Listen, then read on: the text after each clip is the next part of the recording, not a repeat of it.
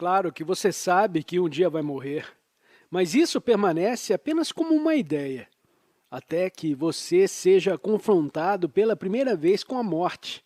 Ela pode chegar através de uma doença grave, de um acidente que atinja você pessoalmente, ou da morte de um ente querido. Nesse momento, a morte entra em sua vida e você toma consciência de que é um ser mortal. A maioria das pessoas procura ignorar esse fato, mas se enfrenta a realidade de que seu corpo é passageiro e pode acabar a qualquer instante, você consegue separar sua forma física do seu eu.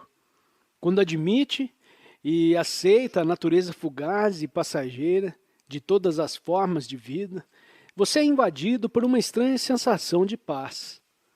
Ao encarar a morte de frente, sua consciência se liberta até certo ponto da identificação com a forma física.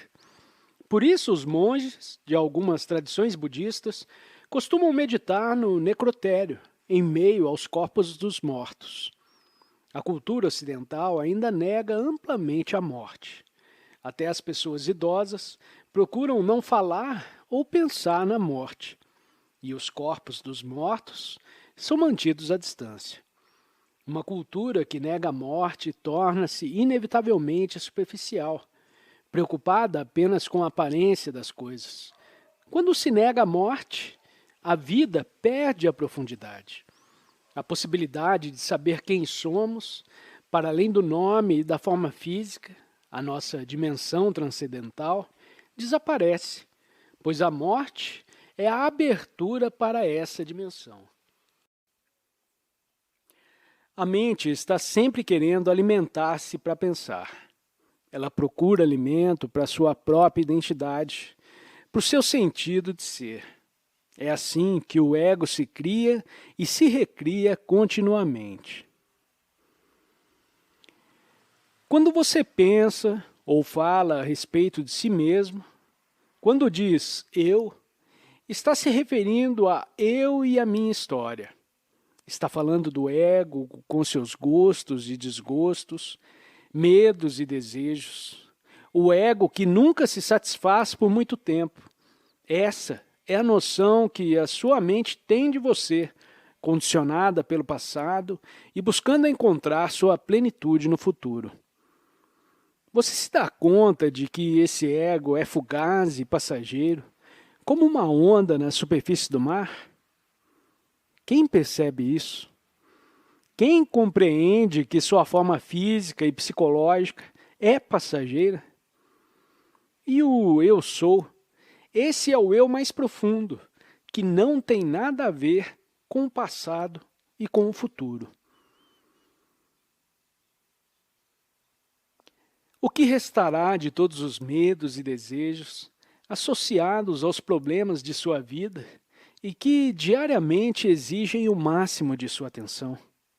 Restará apenas seu nome, gravado na lápide da sua sepultura, e as datas ligando o seu nascimento à sua morte. Para o eu autocentrado, para o ego, esse é um pensamento deprimente. Para o que você é, essencialmente, é libertador.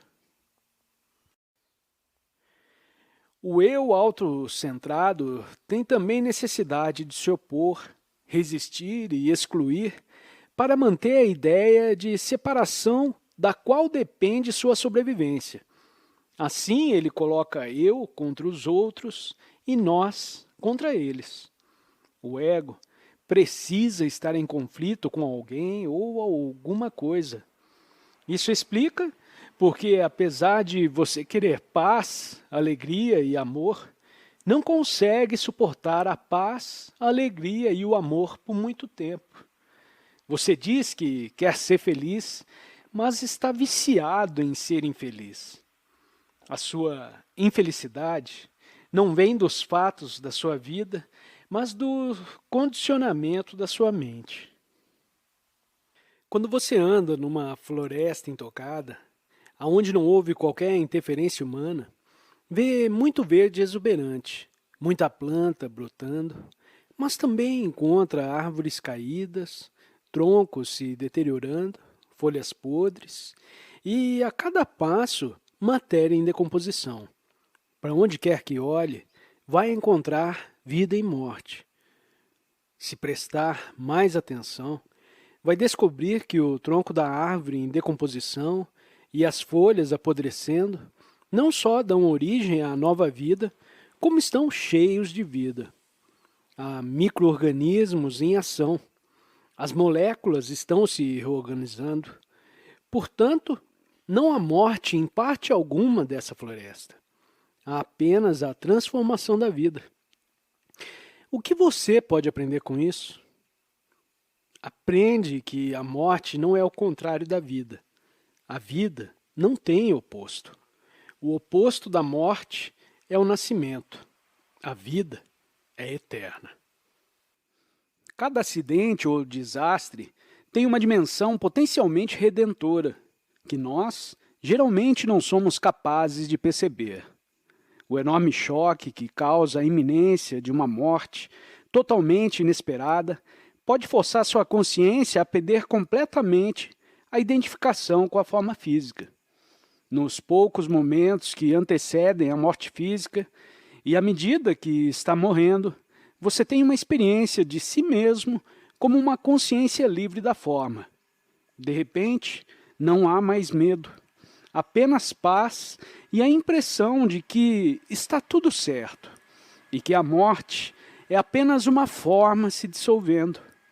A morte é então sentida como ilusória, tão ilusória quanto a forma física que você identificava como sendo você. Há pessoas que, pouco antes de morrer, sentem uma enorme paz e ficam quase luminosas, como se algo brilhasse no corpo que está se extinguindo. Às vezes, pessoas muito doentes ou muito idosas ficam, por assim dizer, quase transparentes nas últimas semanas, meses ou até anos de suas vidas. Quando nos olham, é possível ver uma luz brilhando através de seus olhos. Não há mais sofrimento psicológico. Elas se entregaram e assim o eu, autocentrado, se dissolveu. Morreram antes de morrer e encontraram uma profunda paz interior pela compreensão de que dentro delas existe algo imortal.